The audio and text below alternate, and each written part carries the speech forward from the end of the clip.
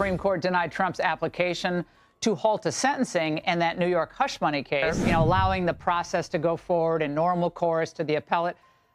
We have serious problems facing this country. This was a raw abuse of judicial and prosecutorial power in the United States. Today we have another explosive episode. We are facing a court ruling that many see as an affront to democracy and American justice. Let's explore how this ruling directly affects Donald Trump's political future. Get ready, folks, for an analysis that will shake your beliefs. So the question remains, is justice in collapse? What's really at stake? Check it out. The Supreme Court denied Trump's application to halt a sentencing in that New York hush money case, which now will happen, the sentencing tomorrow. For reaction to this, Jonathan Turley, George Washington University law prof, and Charlie Hurt, Washington Times opinion editor, both Fox News contributors. Professor Turley, let's start with you. Look, the court doesn't like to intervene in what may be considered political matters. Your take on this, then I'll tell you what I think the court should have done. Well, this is what some of us predicted when the appeals were just began. Merchan really played this perfectly, and I say that not as a compliment, that he knew that he was giving President-elect Trump very little runway by which to take an appeal off. He also knew that appellate courts generally prefer for sentences to be finalized, to review the case as a whole. And he played those two cards to guarantee that he'll be able to sentence President Trump tomorrow. And when that occurs, in many ways, he's going to create the ultimate mandate for President Trump. He will have established with finality the effect of lawfare on our political system. So President Trump will go in, as many on the left want him to go in, as a convicted felon.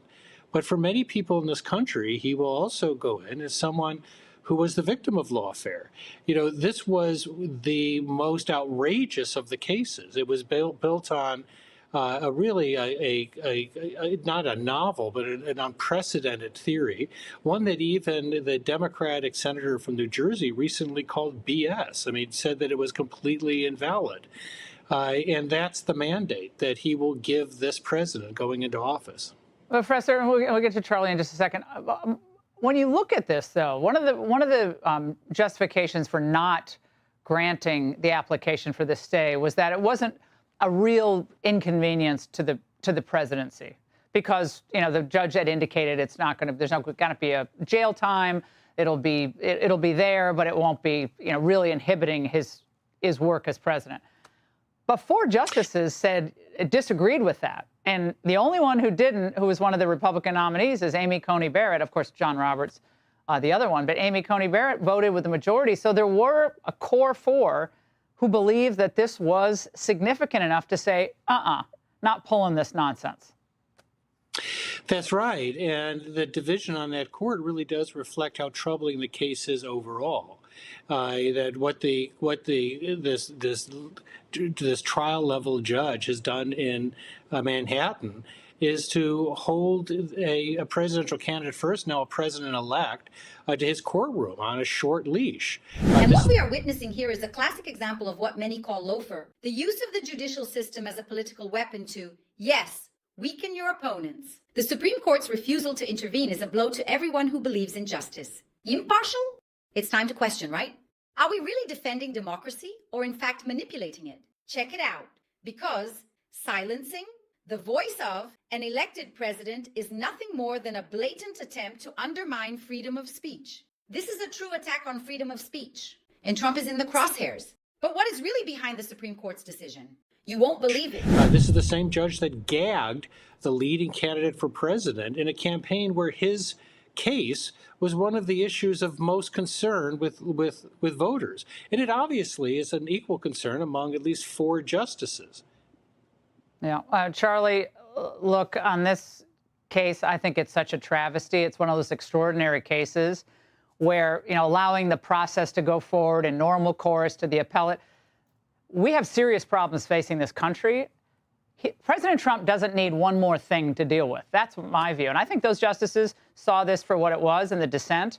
And unfortunately, there are five who, disagreed. But, look, I guess it was a close call, according to Professor Turley.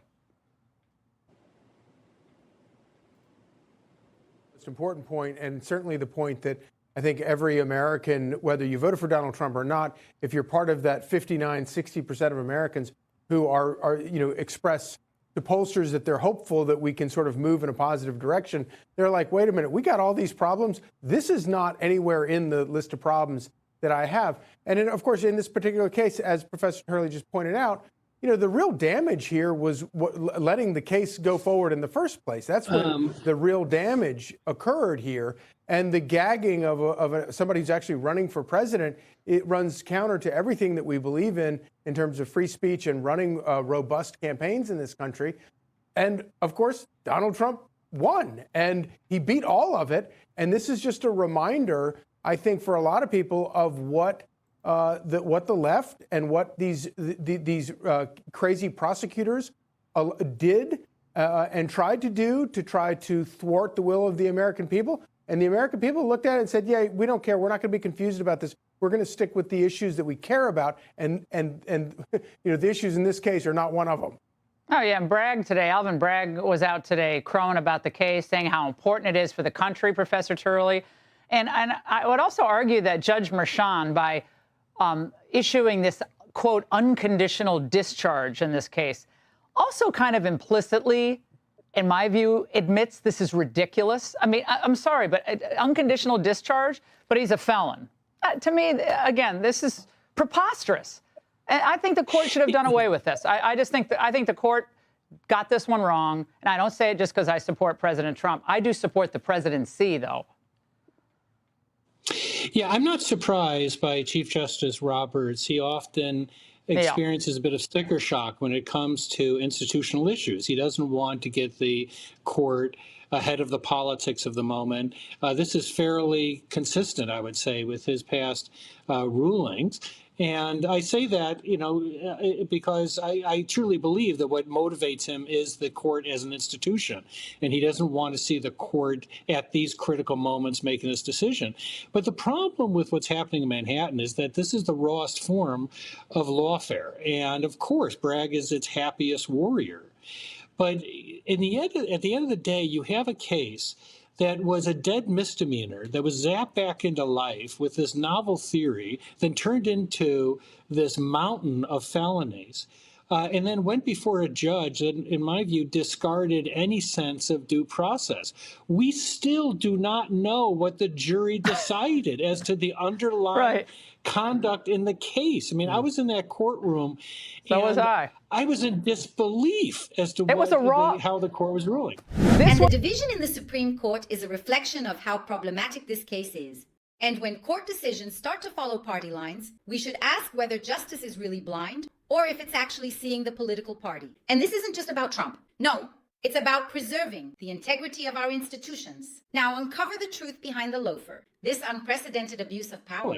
This was a raw abuse of judicial and prosecutorial power in the United States. That's what it was. But apparently we have 5 justices on the Supreme Court who think this just has to go through its normal course. Are we surprised, Jonathan, by Amy Coney Barrett in this or not?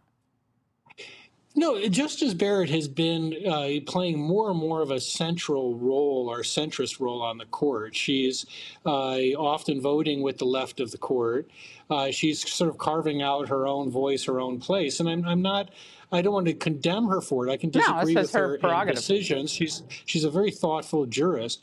And what she did here is consistent with what a lot of appellate judges do. They really prefer overwhelmingly to have these key cases completed, to have the sentence in so they can review the whole case. They hate interlocutory appeals. They hate these things coming up in partial form.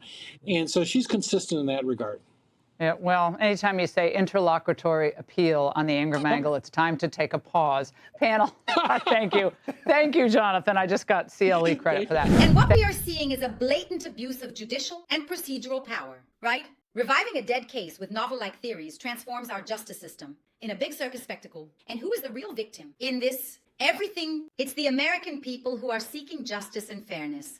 And this case isn't just about Donald Trump. It's about true justice in America. And using the judicial system as a political weapon undoubtedly puts true democracy at risk in our society. We must be vigilant and demand that our institutions act with impartiality and fairness, dedicating the true spirit of the law. And you, what did you think? Leave everything that was said in this video in the comments. Don't forget to share your opinion. Also, subscribe to the channel if you haven't already. And turn on the notification bell so you don't miss any of our videos. And if you believe in the importance of defending our true democracy, subscribe to the channel, turn on the notification bell so you don't miss any of our videos. Leave your like. Thank you all very much. Until our next meeting.